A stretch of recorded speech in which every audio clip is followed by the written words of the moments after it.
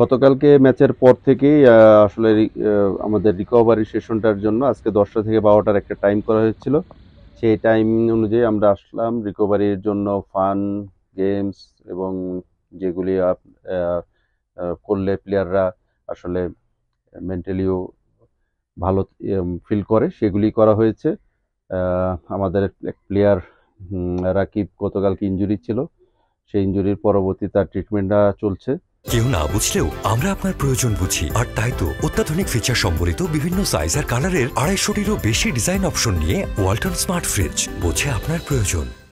আর overall একটা tension কাজ করতেছিল সবারই। ফার্স্ট ম্যাচ, অনেকদিন গ্যাপ, সেই গ্যাপের পরে খেলা এবং ভুটান, এর আগের একটা এক্সপিরিয়েন্স ছিল আমাদের।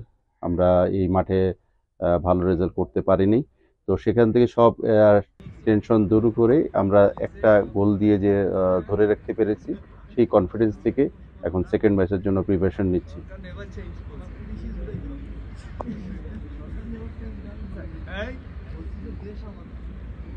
এখন জয় ছাড়া কোনো বিকল্প নেই, কারণ আমরা অলরেডি অ্যাডজাস্ট হয়ে গিয়েছি। কারণ ফার্স্ট ম্যাচটা অনেক ইম্পর্টেন্ট ছিল, সেটা আমরা অতিক্রম করে ফেলেছি এবং উইন হয়েছি।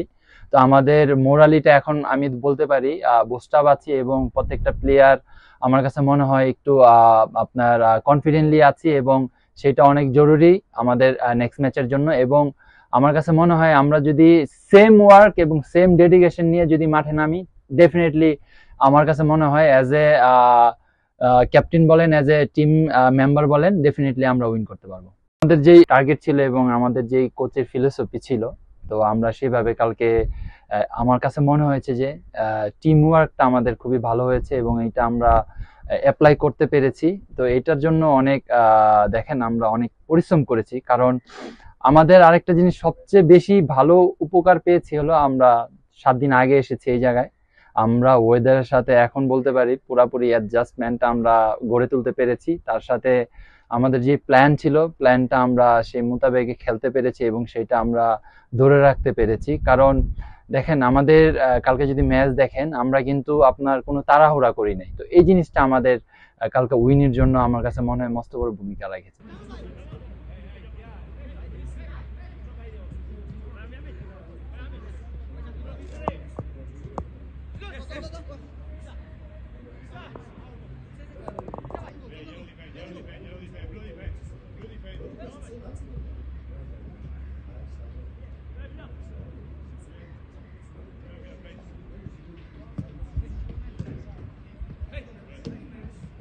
¿Qué corre?